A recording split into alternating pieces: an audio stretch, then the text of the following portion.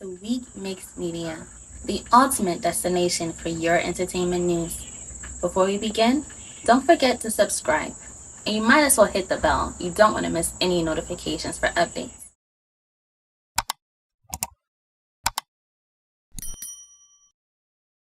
Hello lovely people, bless you for coming. Another update on our board here. So today I'm taking you straight to P-Square's camp, and it's all about their issue. We all know the history already about their breakup, their comeback, and what is happening currently. Yeah, so finally, Peter of P-Square is out with a lengthy letter to his twin brother Paul. And I just want to take you through. Let's go and read this letter. What he came up with. In a lengthy message posted to his social media timeline, Peter ruled out competing with anyone, including his twin brother. Peter addressed Paul's action to discredit his efforts in the Square group by claiming he, Rudeboy, wrote most of their songs. He wrote, "My dear brother Paul, just like I have told you several times, I am not in any competition with you or anybody else. However, seeing you grant countless interviews where you constantly discredit my efforts in the group that we both created and built together really speaks volumes. In your recent interviews, you claimed that you wrote and sang 99% of all PSQUARE songs and discredited me by saying that our song with Tia Ejiojo, which I wrote, was a failure.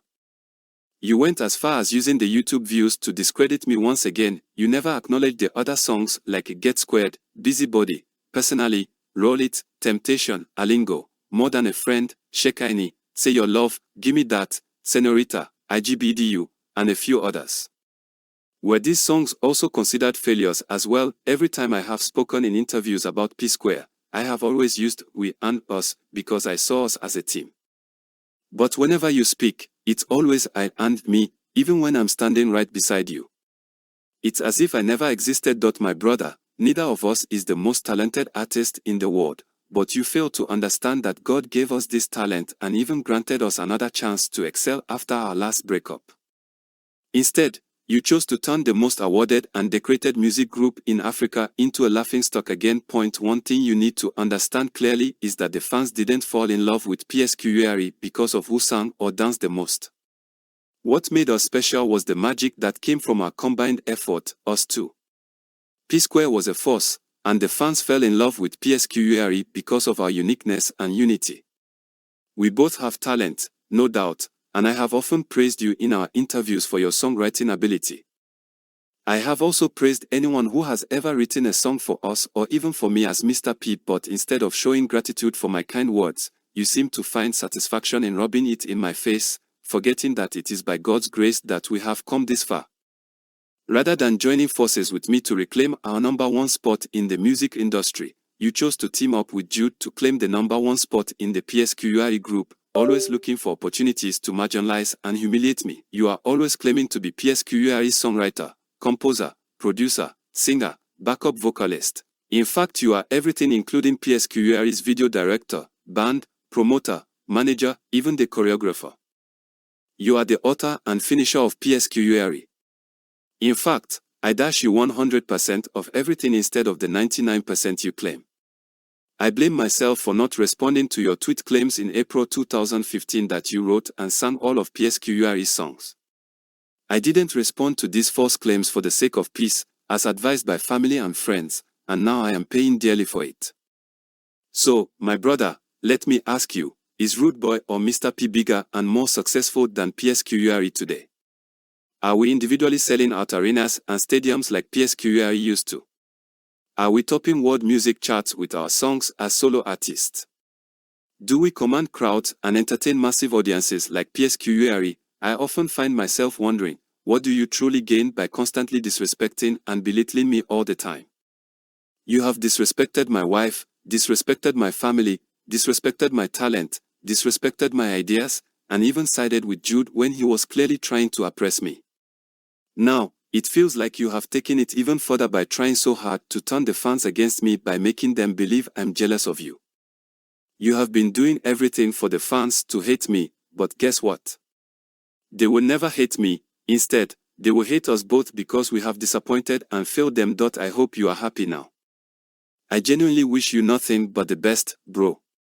As for those who believe these lies and false narratives and come to my page to drop negative comments, I understand because you have been fed the wrong narrative for a long time. Please allow me to focus and do my music in peace. As for the EFCC matter, I will address it before the end of today. Stay tuned. Peace. He came again another Facebook post and wrote this. Before I tell you the whole story, here is what I need you all to understand. It's always surprising to me when people say, PSQUARE is always bringing their family matters into the public eye. Let me clarify this.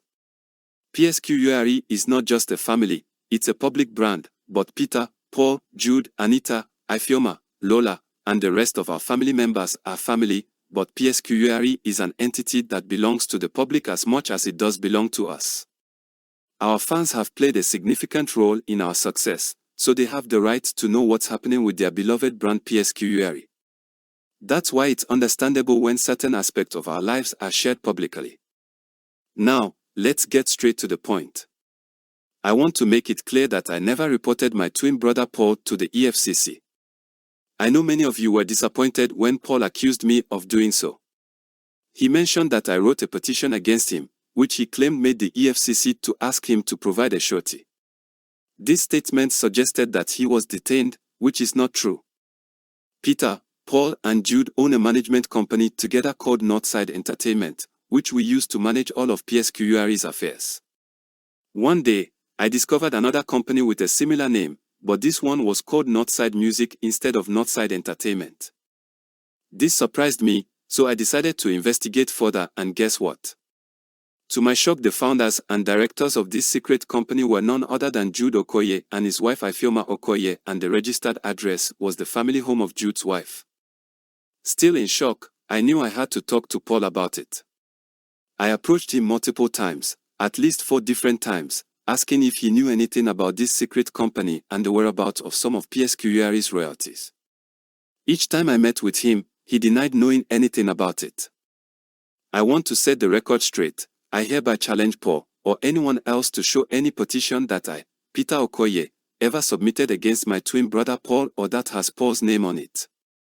I am still writing this with so much shock because I gave clear instructions to my legal team, with a standing order, that under no circumstances should Paul be included in my petition. Their focus was to remain solely on the primary suspects, Jude Okoye and his wife, Ifeoma Okoye, since they were the directors of this secret company. Northside Music. Paul's recent interview about the EFCC incident contains a lot of lies.